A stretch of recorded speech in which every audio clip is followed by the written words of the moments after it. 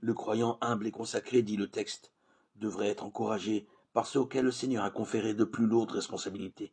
Qui sont donc ces hommes? Des pasteurs? Le premier travail du pasteur n'est pas d'amener des gens à Christ. Ce travail-là, dans le plan de Dieu, doit être accompli par chaque croyant. Lorsqu'il travaille là où il y a déjà des fidèles, le prédicateur devrait commencer non pas par chercher à convertir tous les incroyants, mais par entraîner les membres d'Église à coopérer convenablement à ses efforts. Qu'il s'occupe de chacun d'entre eux, s'efforçant de les amener à rechercher une expérience religieuse plus profonde et à travailler pour les autres.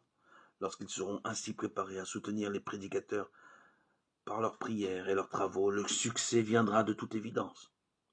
Le pasteur ne devra jamais faire l'œuvre qui incombe à l'Église. Sa mission est ailleurs. La prédication n'est qu'une petite partie de l'œuvre qui doit être accomplie pour le salut des âmes.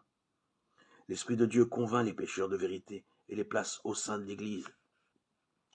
Les prédicateurs doivent faire leur part, mais ils ne peuvent accomplir la tâche qui incombe à l'Église. Ce message s'adresse aux pasteurs et renvoie à la prédication faite depuis la chair. Il est dit que la prédication n'est qu'une petite partie de l'œuvre qui doit être accomplie pour le salut des âmes, et que c'est Dieu qui fait cela. Comment? En plaçant des gens dans les bras de l'Église. Les prédicateurs doivent faire leur part, mais ils ne peuvent accomplir la tâche qui incombe à l'Église.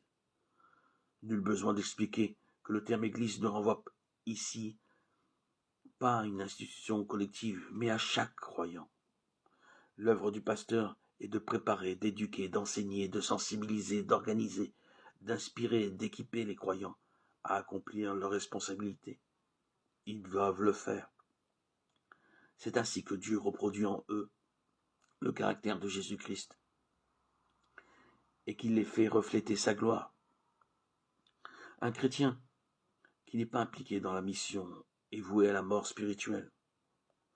Comme un enfant qui ne bouge pas, cette personne bientôt s'atrophie et meurt.